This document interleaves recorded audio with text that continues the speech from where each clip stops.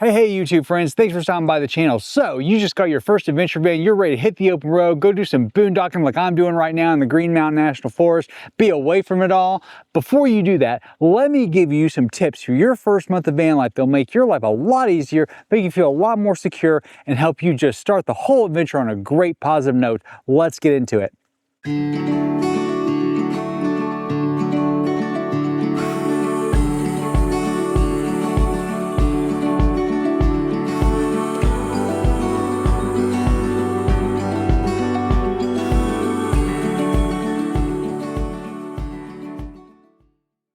Van life, the thrill of the open road, the journey, boondocking on BLM land and being all out there by yourself. That sounds great and that is great. However, before you get started for your first month, let me give you these tips because I don't think you should do that, and let me tell you why. And real quick, before we get started, 2 notes. If you like this video at any point, please hit the like and subscribe button, turn on notifications, and drop us a line in the comments. On a second note, I'm going to be showing you guys some videos and photos I took along the way through my van life adventure just to keep this video entertaining. Tip number 1, stay close to home for your first trip. And I say trips. And let me tell you why. If you watched the first part of the series, which if you haven't, please go back and watch it before watching this video because this video builds on that video, but watch the first part of the series here where I tell you that your RV can and will break. It will probably break within the first month, if not within the first few months. So why do you want to be close to home? 1, you need to be by a mechanic, RV dealer, or whatever that you trust and know, because getting an appointment at an RV dealership or a Mercedes dealership, if you're like me and have a Sprinter, can take months. Yes, you heard that right, months. So be close to home. That way, if you gotta stay with friends, you can stay with friends. If you gotta go to the RV dealership, you can go to the RV dealership. But whatever you do, don't be like me and be halfway across the country the first time you have a plumbing issue where you're begging a Winnebago dealer to see you and to take in your van. Had to go to multiple RV dealerships, as a matter of fact, across this great country of ours. Made some good friends along the way with various RV dealers, but don't be like me. Number 2, do a dry run. By that I mean, don't make your first trip a weeks-long adventure. Make it a weekend-long adventure. Do a few of those. Why? Because if you watch my first video, again here, you know that I talked about things like what the systems, electrical system in my van in particular, says it's doing, what's actually doing are not the same thing. You're not going to figure those out by reading a manual or reading Facebook forums because there's so many different issues that come up. You're going to figure those out by being and living in your own van over time. So if you do a dry run, you can do and test those systems out where the cost of failure is fairly small. So stay close to home, do a dry run, plan on a couple of weekends, right? Plan on cooking in your van, living in your van. Even if you don't go far from your home, if you just plan the weekend, you can know how much water you use to take a shower, how much water you need to be out for 2 days. That way you can start making plans, because if you watched my other video, here on what you should be thinking about 6 to 12 months before you start van life, you know that planning is absolutely critical, and you won't know how to plan things until you know how long you can be in and out of established campgrounds if you're like me and want to boondock most of your time. So doing a dry run helps you become acquainted with your systems, helps you become acquainted with your RV, and does it in a relatively low stress environment.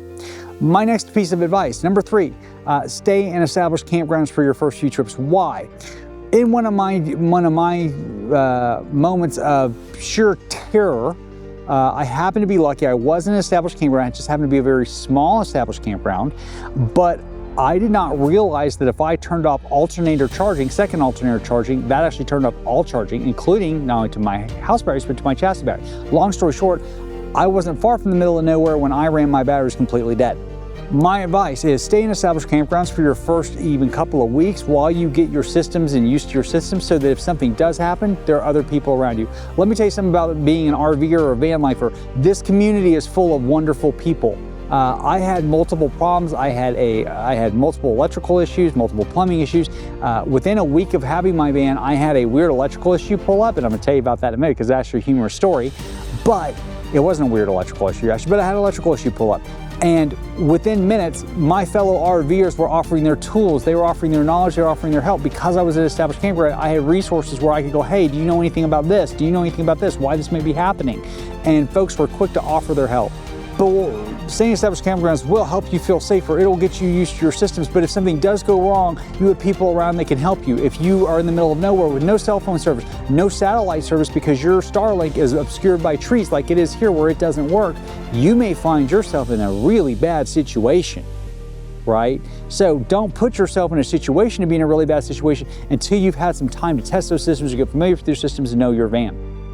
My next piece of advice is one that I think will help you over the long term and also help you diagnose issues later, but also help you have memories. Keep a journal. Keep a journal of everything. Keep a journal of the mundane.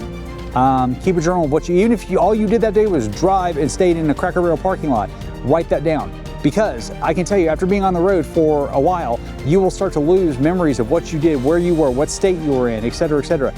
But having a journal will help you not only remember all the fun and wonderful things you've done, but it will also help you remember some mundane stuff. For example, I happened to find this gym in Birmingham where a Planet Fitness was literally next door to a laundromat that was literally a quarter of a mile from a Publix, which is now my favorite grocery store.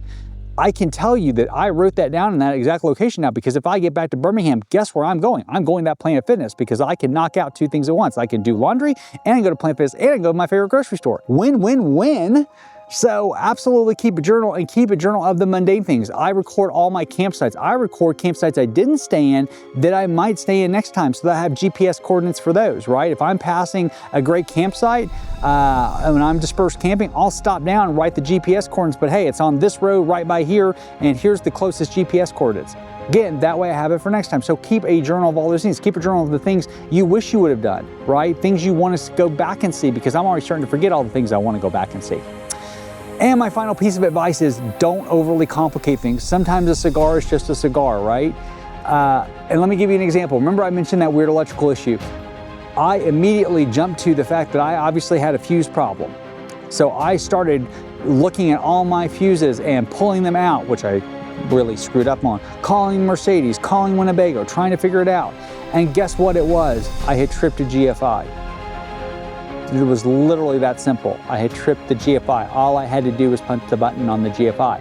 But I was convinced that I was having a massive electrical failure 2 weeks into van ownership. Because that's what I read on the internet. Because people told me vans break. Because I was worried. Sometimes something is very simple. So do not overcomplicate things. That goes for your planning. That goes for a whole bunch of things. But if something happens, stop, breathe, think, act, right? Do all those things, but as a whole, don't overcomplicate it. Keep it simple, stupid. As always, I hope you've enjoyed this content. If you have, please hit that like and subscribe button, turn on notifications so you never miss it when we drop a new video, and feel free to drop a line in the comments and say hi. As always, take care. Thanks for watching.